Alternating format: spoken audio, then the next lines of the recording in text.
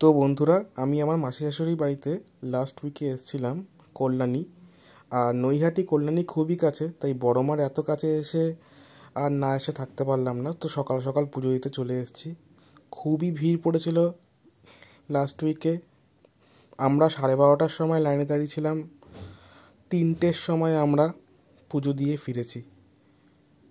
তো আমি, আমার মা, আমার বউ আর আমার ভাই আর আমার শাশুড়ি মিলে এসেছিলাম।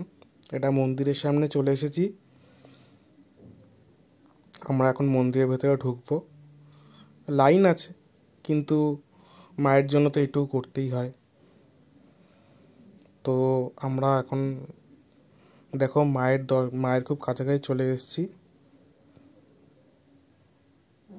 এই যে আমাদের বড় মা, এটা নতুন কষ্টি পাথরের তৈরি বড় মা।